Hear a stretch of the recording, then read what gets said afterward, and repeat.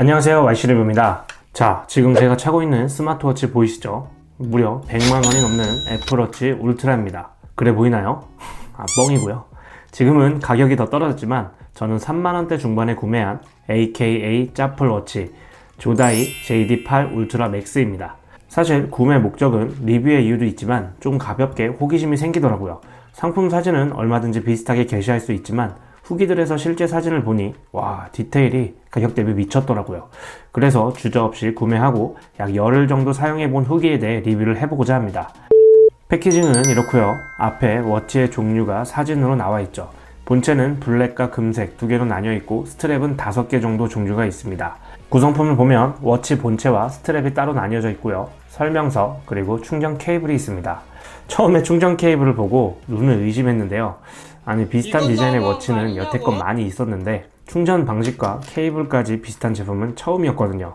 마그네틱 충전 방식이 아닌 일반 애플워치 무선 충전 방식의 케이블로 위에 거치를 하게 되면 충전이 됩니다. 와, 정말 이악물고 카피한 것 같아요. 또 스트랩도 일반 퀵 릴리즈 방식이 아닌 애플워치처럼 이런 식으로 끼는 방식입니다. 심지어 애플워치 울트라 정품 밴드와 호환도 된다고 하네요.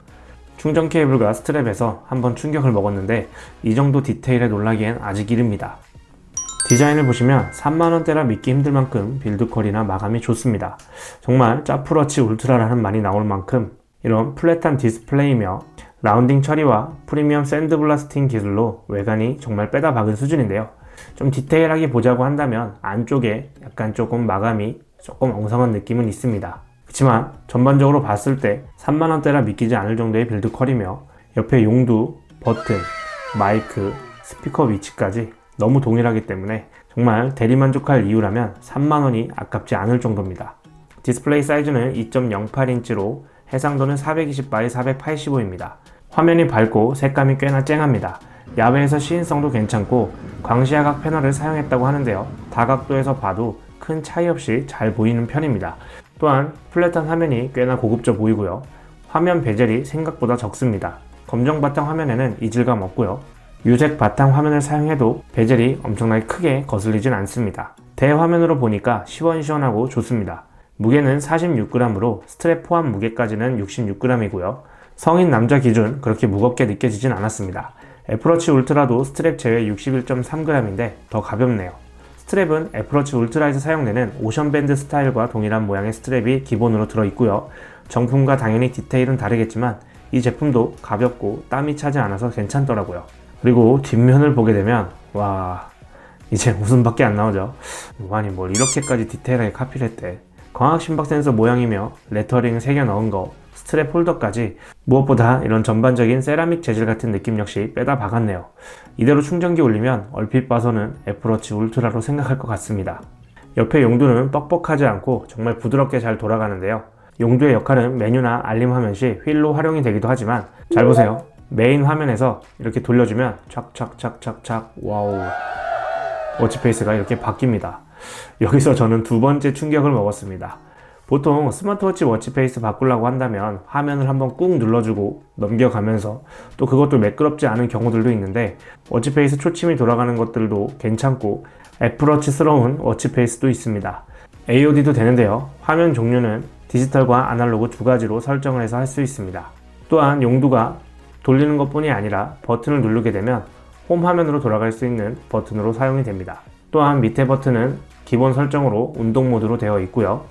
마지막 왼쪽 버튼 같은 경우는 이전에 사용했었던 앱들의 목록을 확인할 수가 있습니다. 이 인터페이스도 어디서 많이 보던 거죠. 완전 근본을 제대로 카피했네요. 인터페이스를 살펴보면 상단을 내리면 제어 센터가 있고요. 꽤나 많은 메뉴들이 항목에 있고 위에 보면 알리페이도 있네요. 국내에서 사용은 어렵지만 이 제품은 NFC를 지원합니다. 밝기 조절, 설정, 알람, 방해 금지 등이 있고요. 이쪽에 있는 마이크 모양 같은 경우는 어시스턴트를 사용할 수가 있는데요. 보통 어시스턴트를 지원하는 제품들이 알렉사를 지원하는데 국내선 사용이 어려웠죠. 이 제품은 아이폰 사용 시 시리를 불러내더라고요. 워치에서 명령하면 폰에 실행이 되고 시리에서 대답하는 걸 워치에서 들려줍니다. 미쳤죠? 비트박스 알려줘. 연습 중인 비트박스예요. 북치기 박치기 북치기 박치기 박치기 북치기 박치기 북치기. 전 이거 하루 종일 할 수 있어요. 메모 켜줘. 유튜브 켜줘. 그리고 또 메인 화면에서 두 번 터치를 하게 되면 블루투스 페어링을 하라고 뜨는데요. 블루투스로 넘어가면 기본 워치 연결 말고 다른 항목이 페어링 되면서 워치로 통화가 가능합니다. 3만원대의 워치에서 통화도 가능하죠. 이제 뭐 놀랍지도 않네요. 페어링 된 상태에서 다시 메인 화면에 두 번 터치 시에 이렇게 시리를 불러낼 수 있습니다. 종종 사용하면 편하더라고요. 애플워치에서 시리 음성 명령이야 당연했는데 3만원대에서 이게 되니까 신기하기만 합니다. 설정 항목에는 언어, 워치페이스, 그리고 디스플레이 화면에서 AOD 항목을 설정할 수가 있고요. 또한 진동 강도 설정이 있어서 3단계까지 설정을 할 수가 있고 3단계도 엄청나게 세진 않습니다. 또한 아래 항목에 벨소리 설정이 있고요. 전화, 메시지, 알람에 대한 설정을 할 수가 있습니다. 대략 4-5가지 정도 항목이 있고 알람도 진동이 아니라 소리로 들려지기 때문에 벨소리로 듣는 게 편하신 분들에게는 좋을 것 같고요. 근데 볼륨 조절이 없습니다. 이게 좀 아쉽긴 해요. 그리고 오른쪽으로 스와이프하게 되면 운동 항목, 심박수, 날씨, 뮤직 컨트롤 등이 있는데요. 플러스 항목이 있어서 워치 내에서 항목 추가가 가능합니다. 대략 4개 정도 추가 항목이 있고요. 뮤직 컨트롤 같은 경우는 제목은 안 뜨더라고요. 볼륨 조절도 없고 재생, 정지, 다음 곡 정도 활용할 수가 있습니다. 그리고 왼쪽을 스와이프하게 되면 이런 식으로 하나 팝업이 뜨는데 블루투스 통화 연결 및 최근 항목들을 볼 수가 있습니다. 여기 보시면 폰 찾기 항목이 있는데 이건 이상하게 안 되더라고요. 폰 찾기를 하면 폰이 울려야 되는데 이런 식으로 워치의 진동만 울리고 폰은 안 울립니다. 그리고 아래 스크롤을 하게 되면 메뉴 항목들을 모아놨는데 이 역시 애플워치와 비슷한 메뉴 화면이죠. 총 35가지 항목이 있고 운동, 헬스케어, 설정 등 기능들이 모여 있습니다. 애플워치처럼 화면 전환이 매끄럽진 않지만 용도를 활용하게 되면 이런 식으로 작게 또 메뉴를 확대해서 사용할 수가 있는데 이전에 비슷한 가격대에 이런 메뉴 화면을 쓰는 제품이 있었는데 거의 렉 걸린 수준이었거든요.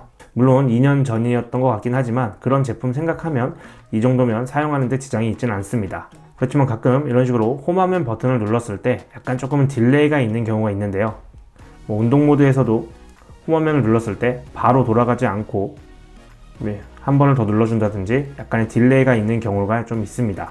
또한 이런 메뉴 화면을 넘길 때에도 이렇게 매끄럽지 않을 때가 있고 살짝 버벅일 때도 있는데 엄청 거슬린 편은 아니고 가격대를 생각하면 수긍이 되는 수준이긴 한데 어메이지피 GTS4 미니와 비교를 했을 때는 확실히 좀 더딘 느낌은 있습니다. 알림 화면 같은 경우 폰트도 큰 편이고 가독성이 괜찮은데요. 글자 수도 꽤 많이 표시가 되고 너무 장문까지는 잘립니다. 앱 아이콘은 일부만 뜨고 카톡 같은 경우는 아이콘이 안 뜨네요. 메시지로 나옵니다. 어플에서 아이콘이 뜨는 경우는 앱 알림 항목에 보면 이런 식으로 항목이 활성되어 있는 부분만 앱 아이콘이 뜨고요. 이전 알림 같은 경우는 10개 정도까지 저장이 되고 그 이후부터는 하나씩 삭제가 됩니다. 이 제품은 블루투스 통화 가능하고요. 워치에서 받을 수 있고 다이얼 발신도 가능합니다. 아까 말씀드린 대로 두 번 터치 후 블루투스 연결해서 시계 외적으로 하나 더 있는 오디오 항목을 페어링 해줘야 통화나 어시스턴트가 가능합니다. 제품 스펙을 한번 살펴보면 블루투스는 5.0, 방수 등급은 IP68 방수 방진으로 생활 방수 및 샤워 정도는 가능하다고 보면 될 것 같고요. 배터리는 380mAh로 AOD 켜고 사용 시 약 5일 정도 간당간당했습니다. AOD 오프 시에는 대략 일주일 정도 사용이 가능해 보이고요. 운동 모드 같은 경우는 총 11가지 종류가 있고요. 그렇게 많진 않죠. 운동 모드의 인터페이스가 상당히 간소합니다. 특정 항목도 모든 운동 항목이 동일한데요. 거리, 스텝 및 소모 칼로리, 심박수 정도로 운동 기록을 사용할 수 있습니다. 아무래도 디자인과 일상 모드 활용에 몰빵한 느낌이라 운동 모드는 실상 큰 비중이 없어 보이고요. GPS도 없고 운동 목적으로 사용은 생각보다 별로입니다. 헬스케어 항목 종류도 상당한데요. 우선 심박수 측정과 혈중산소, 수면 트래킹, 혈압 측정과 심전도 모니터링까지 가능한데 앞에 3개는 저가형 스마트워치에서도 모두 다루는 것이라 정확성 면에서는 애플워치와 비교 시 심한 오차 정도는 아닌데 혈압과 심전도는 좀 의구심이 들더라고요. 애플워치는 이런 식으로 용두에 손가락을 대면 측정이 되는데 이건 용두에 손가락을 갖다 대도 아무 변화도 없고 심박수 측정으로 측정하는 그래프가 나오긴 하는데 글쎄요, 정확히 모르겠습니다. 혈압 측정도 측정이 되긴 하는데 좀 못 믿음직스럽죠. 심박수 정도 활용이 유일하지 싶습니다. 어플은 조다이라는 어플을 사용하고요. 어플 안에 운동 기록, 헬스케어 내역, 알림 설정들을 활성화할 수가 있습니다. SMS, 앱 알림, 통화 수신 등이 있고요. 웬만한 건 워치 안에서도 설정이 가능하고 연락처나 주기 같은 건 어플에 등록을 해서 동기화를 시켜줘야 워치에서 확인할 수가 있습니다. 호기심에 구매해봤던 제품이었는데 사용해보면서 생각보다 깜짝 놀란 포인트들이 몇 가지 있었고요. 3만원대 제품이라 믿기 힘든 디자인과 디테일, 마이크 구멍 하나까지 똑같고 뒷판, 스트랩 방식, 사이즈, 충전 방식까지 저도 이 제품 차고 다니면서 주변에서 애플워치 울트라 샀나봐? 그거 비싸던데 이런 말 몇 번 들었거든요. 심지어 애플워치를 아는 사람들마저 이런 얘기를 하는 수준이라 디자인은 조금 유심히 보고 조작하는 화면을 봐야 구분할 수 있습니다. 운동이나 헬스케어 항목은 아무래도 구색 맞춤으로 보여져서 사용하기에는 좀 애매한 수준이고요. 알림 시에 앱 아이콘 표시도 일부만 되는 것들이 조금 아쉽습니다.